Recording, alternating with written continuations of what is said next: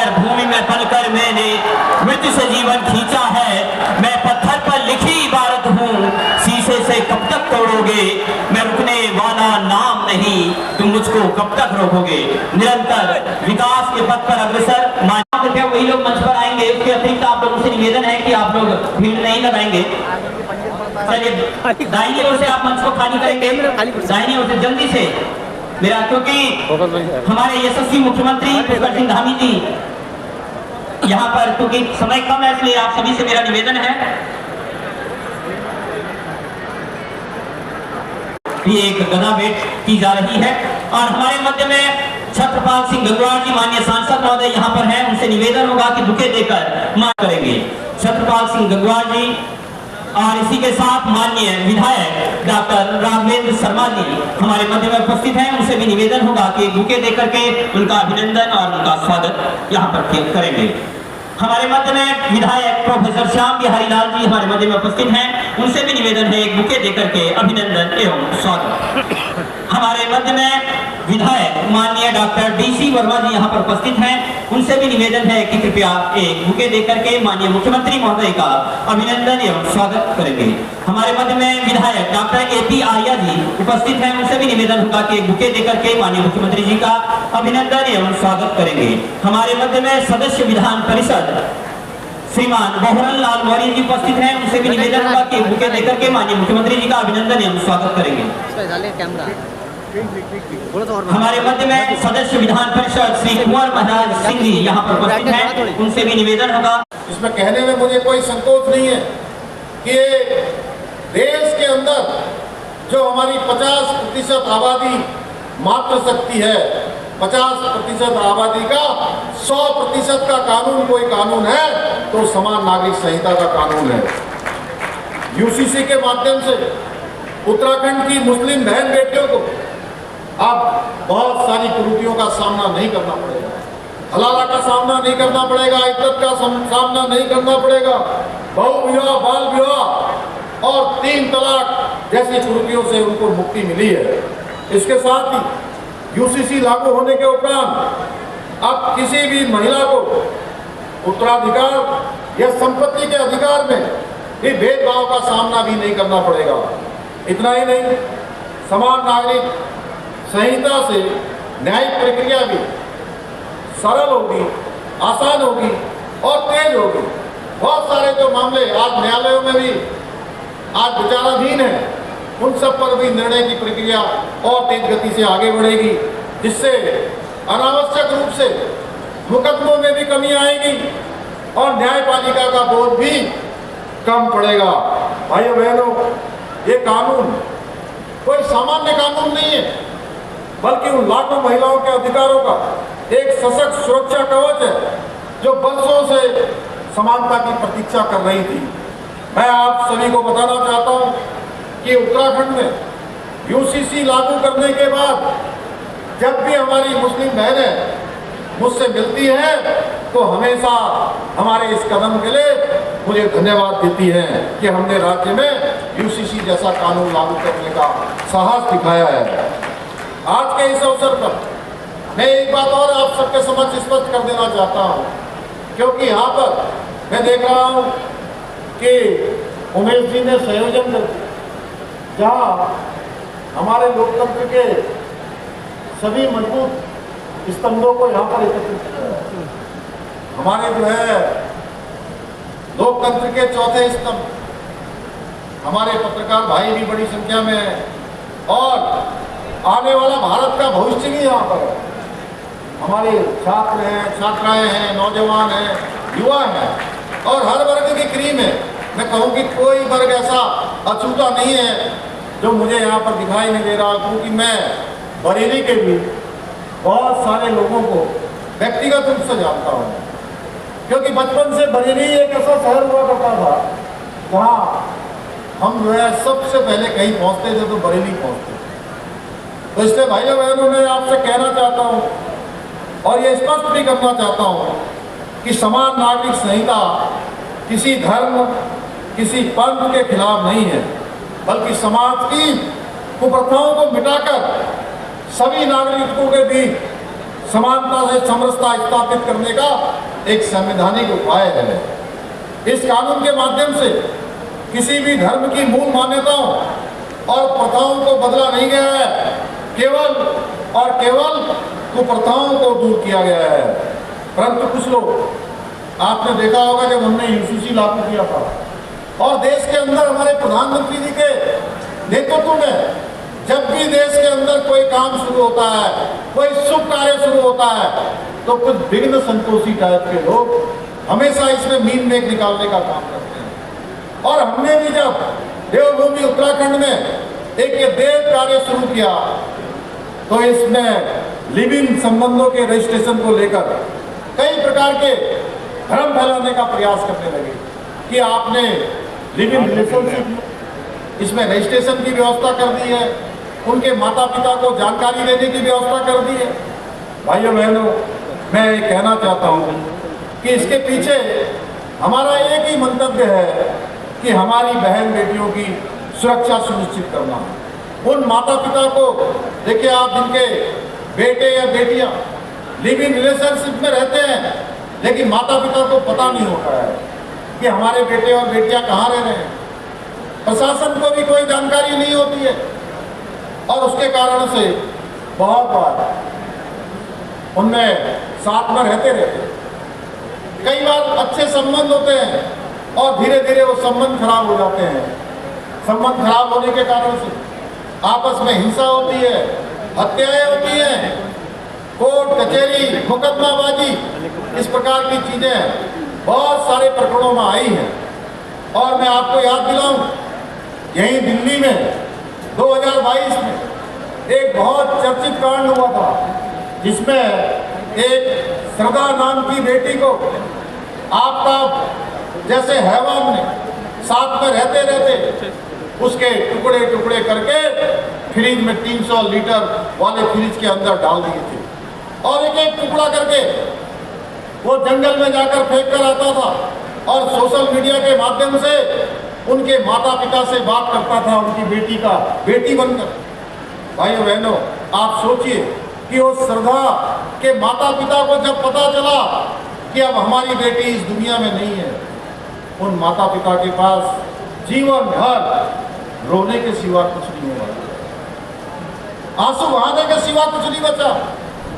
हम चाहते थे कि हमारे मन में भावना थी कि आप कोई भी हैवान, आपका जैसा कोई हैवान अब श्रद्धा बेटी की इस प्रकार से हैवानियत से हत्या न कर पाए, इसलिए हमने ये व्यवस्था करी भाइयों बहनों।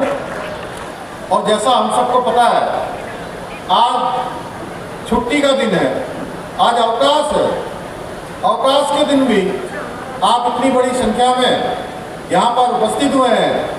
मैं आपका हृदय की गहराइयों से आप सबका आभार व्यक्त करता हूँ, आप सबको शुभकामनाएं भी देता हूँ कि नव संवत्सर चैत्र नवरात्र भी हमारा प्रारंभ हो गया है तथा मैं माँ ब्रह्मचारिणी से प्रार्थना करता हूँ कि आप सब पर उनका आशीर्वाद बना रहे, उनकी कृपा बनी रहे, आप सब लोग अपने अपने लक्ष्यों को प्राप्त हो इस अभिनंदन समारोह में।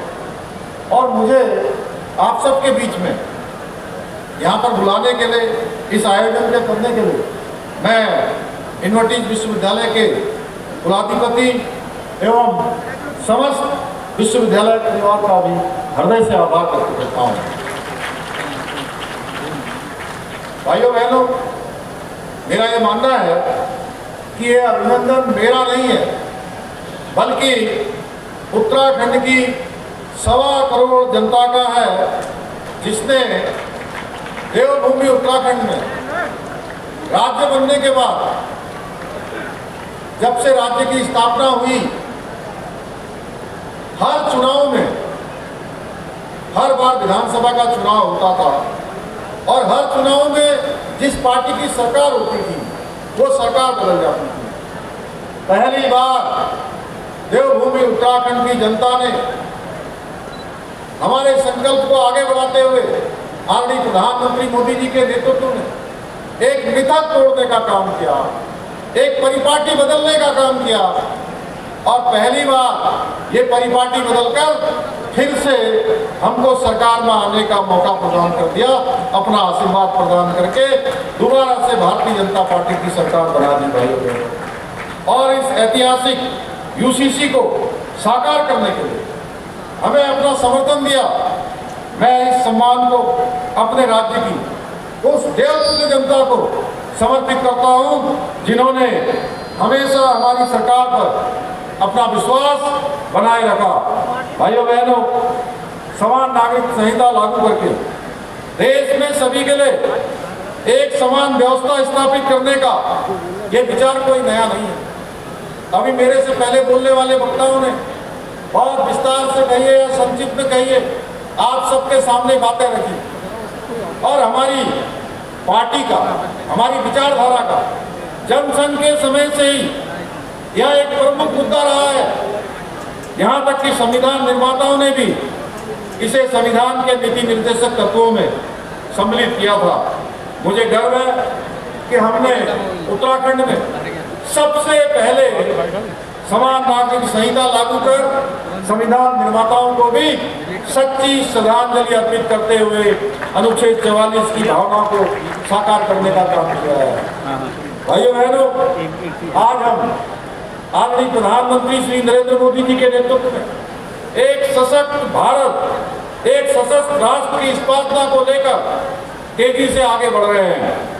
आदरणीय प्रधानमंत्री जी के नेतृत्व में देश में अनेक ऐतिहासिक निर्णय लिए गए हैं, जिन्हें पहले की सरकारों ने केवल और केवल राजनीतिक लाभ हानि के बुरा भागों के चक्कर में हमेशा उनको टालती आई, उनसे बचती आई और जनहित के मुद्दों को दरकिनार करती आई।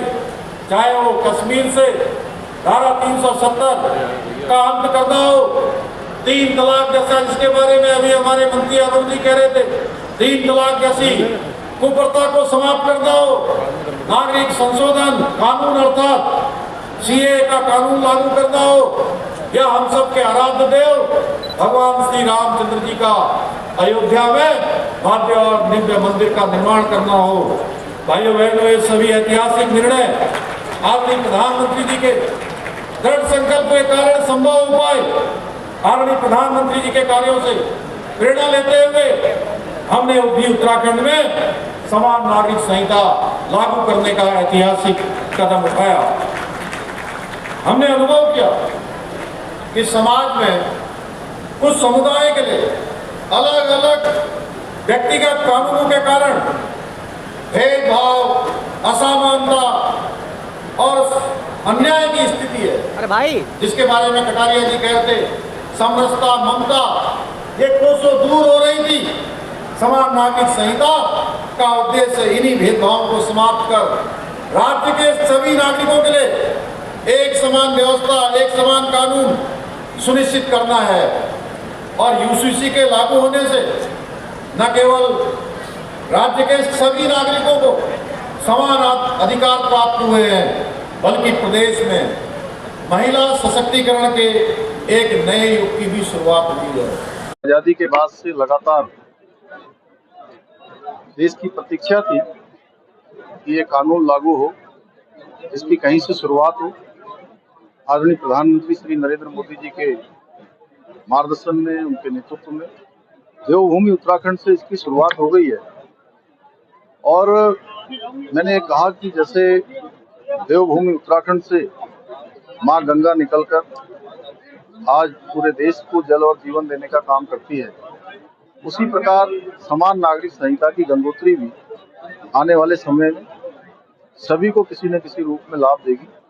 समरसता, समानता स्थापित करने की दिशा में महत्वपूर्ण कदम होगा, जिसकी शुरुआत देवभूमि में हो चुकी है। 27 जनवरी 2025 से इस वर्ष से हमने देवभूमि में इसको लागू कर दिया है, इसकी शुरुआत हो गई। आपको लगता है कि पूरे देश में इसको लागू कर देना चाहिए?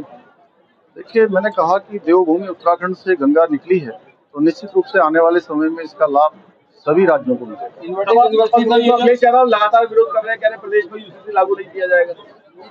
देखिए, जिन लोगों ने तुष्टीकरण की राजनीति की है, वोट बैंक की राजनीति की है, वो इसीलिए इतने वर्षों तक एक लंबा कालखंड बीत गया ये देश की आज़ादी के बाद लागू होना चाहिए। बाबा साहब अम्बेडकर जब और उनके साथ संविधान सभा के लोग संविधान बना रहे थे तो उस संविधान में भी उसका प्रावधान किया गया है। अनुच्छेद 44 में इसका प्रावधान किया गया है। अभी आपने देखा होगा कि प्रोफेसर हरबंस दीक्षित जी जब बोल रहे थे तो उन्होंने माननीय उच्चतम न्यायालय का भी जिक्र उसमें किया। उच्चतम न्यायालय ने भी सायरा बानो का केस हो, एक केशव भारती केस हो, ऐसे अनेक केस है। मैं केवल एक दो की बात कर रहा हूँ।